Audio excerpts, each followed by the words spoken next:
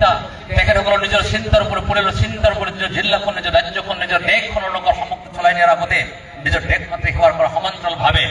দেশখন আজি কোনটো পৰ্যায়ত আছে, দেশখনৰ আজি গ্ৰাম্য অৰ্থনীতি কি, দেশখনৰ আজি গ্ৰোথ কি, দেশখনৰ স্বাভিমান কি, দেশখনৰ সংস্কৃতি কি, দেশখনৰ আৰ্থ সামাজিক দিশটো কেনেকৈ চলি আছে, দেশখনৰ কৃষি সম্পদ কি, দেশখনৰ আজি কি ধৰণে মেকআপ ইণ্ডিয়া ষ্টাৰ্টআপ ইণ্ডিয়া যি ধৰণে হৈছে, স্কিল ইণ্ডিয়া যি ধৰণে পৰিৱেশৰ মাজত আজিৰ ভাৰতবৰ্ষৰ যুৱ প্ৰজন্ম আজি ভাৰতবৰ্ষৰ যিসকল বিভিন্ন ক্ষেত্ৰত কৰ্মসংস্থান নিয়োজিত হৈ থকা ব্যক্তিসকলক আগুৱাই নিবৰ কাৰণে তেখেতৰ দক্ষতা বিকাশ কৰিবৰ কাৰণে যি ধৰণে আমি নিয়োজিত হৈছোঁ সেই নিয়োজনাই বা সেই ব্যৱস্থাই প্ৰমাণিত কৰে আজিৰ ভাৰতবৰ্ষৰ কেনেদৰে আমি আগবাঢ়ি গৈছোঁ। বিশ্বৰ ভিতৰত আজি ভাৰতবৰ্ষত যি ধৰণে আমি গতি কৰিবৰ কাৰণে আগবাঢ়িছোঁ, যি ধৰণে আমি ভাৰতবৰ্ষৰ উন্নতি হৈছে সেই উন্নতিৰ ব্যৱস্থাই অনাগত দিনসমূহত 2047 চনৰ ভিতৰত ভাৰতবৰ্ষৰ বিশ্বৰ সৰ্বত্ৰ যি বৃহৎ অৰ্থনৈতিক দেশ হিচাপে পৰিণত হ'বৰ কাৰণে যে সংকল্প, সেই একেই সংকল্প আমি অসমৰ ৰাইজসকলে ল'ব লাগিব, সেই একেই সংকল্প ৰাভাহাচংবাসীয়ে ল'ব লাগিব, সেই একেই সংকল্প গোৱালপাৰাবাসীয়ে ল'ব লাগিব, সেই একেই সংকল্প আজি ইয়াত জড়িত হৈ থকা দুৰ্নবাসী ৰাইজে নিশ্চয়কৈ ল'ব লাগিব। কাৰণ আমাৰ অঞ্চলত থকা সম্পদৰ অধিকাৰ, আমাৰ অঞ্চলৰ সম্পদসকলৰ সঠিক অধিকাৰ, আমাৰ অঞ্চলত থকা সম্পদবিলাকৰ ওপৰত ভিত্তি কৰি এই অঞ্চলৰ গ্ৰাম্য অৰ্থনীতি বিকাশ কৰিবৰ কাৰণে যি ধৰণে আমাৰ মন তন মন ধন যি ধৰণে নিয়োজিত কৰিব লাগে সেই নিয়োজনৰ ব্যৱস্থাই আহি থকা দিনসমূহত আমাক অধিক শক্তিশালী কৰিব।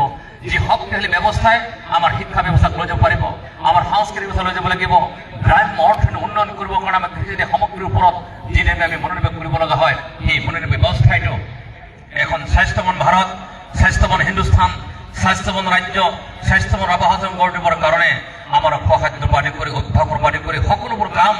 যি ধৰণে প্ৰাকৃতিকভাৱে আমাৰ ইয়াত এভেইলেবিলিটি আছে সেই প্ৰাকৃতিকভাৱে এভেইলেবিলিটি হোৱা ব্যক্তিবিলাকৰ ওপৰত সৎ ব্যৱহাৰ কৰি ভৱিষ্যত প্ৰজন্মক সুৰক্ষিত কৰিবৰ কাৰণে আমি সদায় নিয়োজিত হৈ থাকিব লাগিব। তাৰ কাৰণে নিজক মন শক্তিশালী কৰি ৰাখিব লাগিব, এটা শক্তিশালী মনৰ অধিকাৰ হৈ থাকিব লাগিব। তাৰ শক্তিশালী মনৰ অধিকাৰ হোৱাৰ লগে লগে চাৰিওফালে থকা আমাৰ পিতৃ মাতৃ ভাই ভনীকে আদি কৰি আত্মীয় স্বজন সকলোকে একত্ৰিতভাৱে আগবঢ়াই লৈ যাবৰ কাৰণে আমি শক্তিশালী বাৰ্তা সকলো ভৱিষ্যত প্ৰজন্মৰ কাৰণে লৈ যাব পাৰিব লাগিব।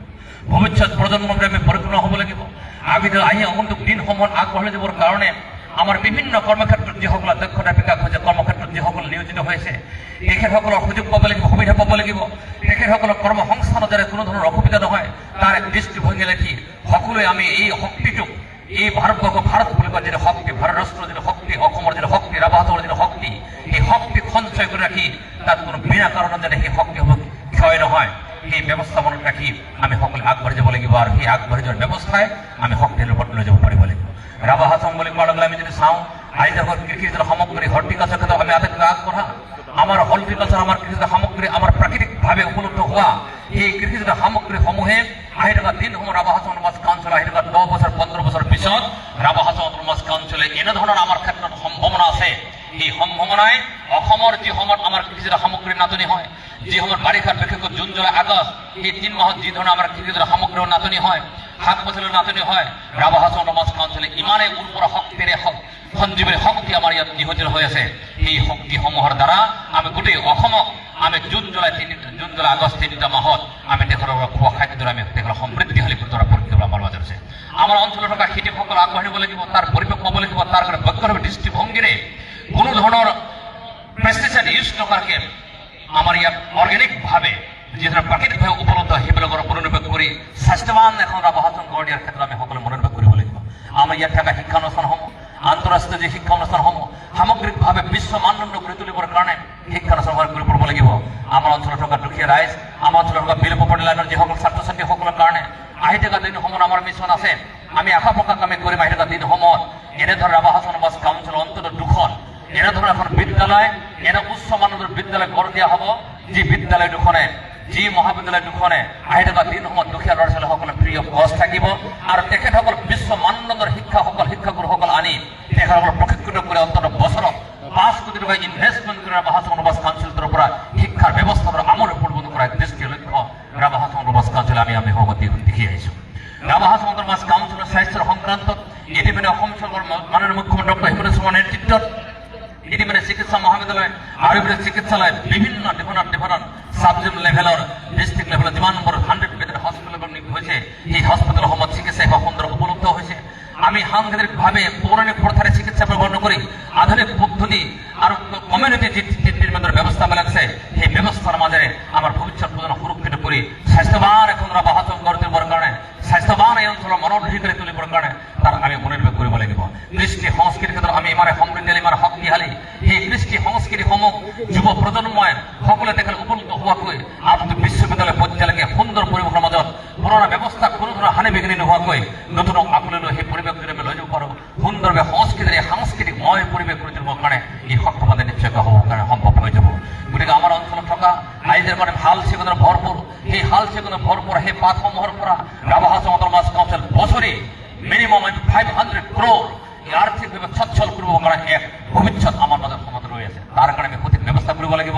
ৰাভা সমাজৰ সমাজ কাউন্সিল বুলি ক'লে বেনানা আমি সাংঘাতিক কাৰবাৰ হয়। আজি নতুনকৈ Indian institute of entrepreneurship Ahmedabad, Indian institute of management আহমেদাবাদৰ তৰফৰ পৰা ইতিমধ্যে ৰাভা সমাজৰ সমাজ কাউন্সিল এলেকাটোক চিনাক্তকৰণ কৰি দিছে যে বেনানা ফাইবাৰ, বেনানাৰ দ্বাৰা প্ৰডাকশ্যন হোৱা যে কাপোৰ কানি ব্যৱস্থা যদি চাবলৈ যোৱা যায়, আটাইতকৈ ভাৰতবৰ্ষৰ ভিতৰত সাংঘাতিক ৰূপত সাংঘাতিক কোৱালিটি মেইনটেইন হোৱা সেই বেনানা ফাইবাৰৰ দ্বাৰা যে কাপোৰ কানি তৈয়াৰৰ চিন্তা চৰ্চা কৰিছে, তাৰ সংক্ৰান্ত আমি আগুৱাই যাব লাগিব, তাৰ সংক্ৰান্ত আমি আগবাঢ়ি যাব লাগিব। তাৰ সংক্ৰান্তত যি ধৰণৰ আমাৰ খেতি বাতি পৰিৱেশ হৈছে তাৰ দ্বাৰা এক অৰ্থনৈতিক বুনিয়াদ গঢ় দিবৰ কাৰণে, গ্ৰাম্য অৰ্থনীতি শক্তিশালী কৰিবৰ কাৰণে ভৱিষ্যত ইমান সুন্দৰ পৰিৱেশটো ইয়াত ৰৈ আছে, তাক আমি সকলোৱে মনোনিৱেশ কৰিব লাগিব। মৰমৰ ছাত্ৰ ছাত্ৰীসকল, মৰমৰ মাছপৰা সংগ্ৰাহকসকল, মই আপোনালোকৰ প্ৰতি অনুৰোধ নিশ্চয়কৈ জনাম যে পঢ়া এনেধৰণে পঢ়ক। আজিৰ যুৱ শক্তি যে ৰাষ্ট্ৰ শক্তি, গতিকে শিক্ষা দীক্ষাৰ ব্যৱস্থাৰ দ্বাৰা আমাৰ অঞ্চলটোক সদায় উজ্জীৱিত কৰি ৰাখিবৰ কাৰণে, ভাৰতবৰ্ষৰ ভিতৰত উজ্জ্বলিত অঞ্চল ৰাখিবৰ কাৰণে মাননীয় শিক্ষাগুৰুসকলক, প্ৰয়োজনীয় শিক্ষাগুৰুসকলৰ প্ৰতি মোৰ আহ্বান থাকিব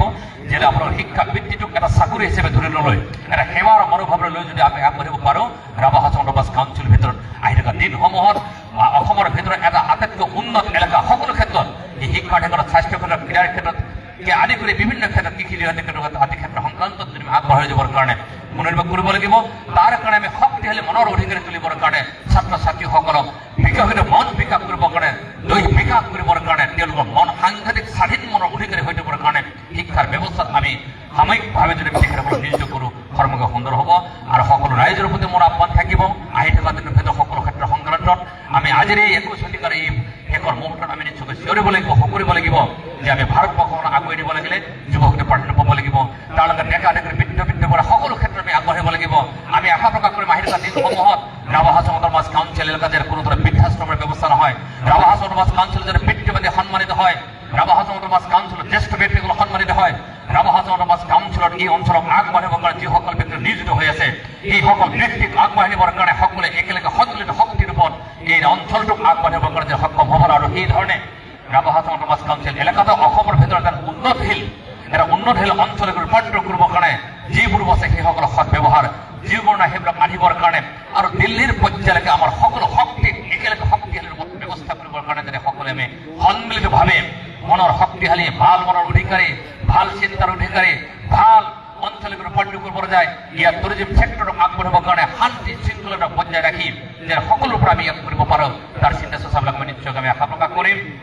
আৰু আহি থকা দিনসমূহত ৰাভা সমাজ কাউন্সিলৰ সকলো চব ঠিকে থাকিলে এই মঞ্চৰ পবিত্ৰ মঞ্চৰ পৰা আহ্বান ৰাখিম, আহি থকা 2 বছৰৰ ভিতৰতে ৰাভা সমাজ কাউন্সিল সাংবিধানিকভাৱে যদি শক্তিশালী হ'বলৈ গৈছে, আন্তৰিক চলপ্ৰভুত্ব হ'বলৈ গৈ আছে। আৰু আমি আশা প্ৰকাশ কৰিম ৰাভা সমাজ কাউন্সিল সকলো ক্ষেত্ৰত এই গোৱালপাৰা পিছপৰা অনুৰোধ, গোৱালপাৰা জিলাখন পিছপৰা দক্ষিণতম অঞ্চলখিনি আমি দেশৰ ভিতৰত উন্নত অঞ্চললৈ ৰূপান্তৰিত কৰিবৰ কাৰণে সকলো প্ৰকাৰ চেষ্টা অব্যাহত ৰাখিম। তাৰ কাৰণে লাগিব আপোনালোকৰ কথাসমূলক সমালোচনা, তাৰ কাৰণে লাগিব আপোনালোকৰ সহায় সহযোগিতা, তাৰ কাৰণে এই অঞ্চলত থকা সকলো বিভাগ, সকলো ব্যক্তি 7 লাখ মানুহৰ শক্তিশালী মনৰ অধিকাৰী হৈ পেলাই যদি আমি কাম কাজখিনি কৰিব পাৰোঁ, তেতিয়া এই অঞ্চলৰ শক্তিশালী ৰূপত ৰূপান্তৰিত হ'বৰ কাৰণে সক্ষম হ'ব, মই তাকে আশা প্ৰকাশ কৰিছোঁ। আৰু এই অঞ্চল আজিৰ এই অনুষ্ঠান সুন্দৰভাৱে ৰূপায়িত হোৱাৰ কাৰণে আমাৰ স্থানীয় প্ৰশাসন, সমজিল্লা, ইয়াত আৰক্ষী বিভাগে কৰ্মকৰ্তা কৰি সকলো উদযাপন সমিতি সকলোৱে যে সৰ্বাংগ সুন্দৰভাৱে ইয়াত অংশগ্ৰহণ কৰিলে তাৰ কাৰণে সকলোকে বহুত বহুত ধন্যবাদ জ্ঞাপন কৰিছোঁ। বিভিন্ন শিক্ষা অনুষ্ঠানসমূহৰ প্ৰতিটো মুৰব্বীসকল, ছাত্ৰ ছাত্ৰীসকল সকলোকে বহুত বহুত ধন্যবাদ জ্ঞাপন কৰি এই যে গণৰাজ্য দিৱসটো সৰ্বতো প্ৰকাৰে সফল হ'ব বুলি মই আশা প্ৰকাশ কৰি সকলোকে আজিৰ এই ৰাভা সমাজ কাউন্সিল তৰফৰ পৰা, সমজিলা তৰফৰ পৰা, এই গণৰাজ্য দিৱস উদযাপন সমিতিৰ তৰফৰ পৰা সকলোকে মোৰ তৰফৰ আন্তৰিক বহুত বহুত শুভেচ্ছা কৃতজ্ঞতা জ্ঞাপন কৰি ভৱিষ্যত উজ্জ্বল হওক, ভৱিষ্যত সফলতা উজ্জ্বল হওক। আৰু এক উজ্জ্বলমুখী চিন্তা চৰ্চাৰে এই অঞ্চলক আগবাঢ়িবৰ কাৰণে, ভাৰত ৰাষ্ট্ৰখনক শক্তিশালী ৰূপত আগবাঢ়িবৰ কাৰণে মই আশা প্ৰকাশ কৰিম। এই গৌৰৱোজ্জ্বল যি ইতিহাস, সেই গৌৰৱোজ্জ্বল ইতিহাসক আহি থকা দিনত সদায় অনাদি অনন্তকাললৈকে পৃথিৱীৰ বিশ্বৰ ভিতৰত দেশখনক এক ৰাষ্ট্ৰ শক্তি, সৰ্বশক্তিমান শক্তি হিচাপে নিয়োজিত হৈ কৰি ৰাখিবৰ কাৰণে যাতে আমি কাম কাজ কৰিব পাৰোঁ তাৰ প্ৰতি আশা প্ৰকাশ কৰি সকলোকে এই গণৰাজ্য দিৱসৰ বহু বহুত শুভেচ্ছাৰ জ্ঞাপন কৰি শ্বহীদ সকললৈকে পুনৰবাৰ বহুত বহুত তেখেতসকলে শ্ৰদ্ধা নিবেদন কৰি আজিৰ এই মাইগ্ৰ যুৱ উপলক্ষে যে মোৰ বক্তব্য মই এই মাত্ৰ সামৰি মাৰিছো। ধন্যবাদ। নেমাচং জয় হিন্দ।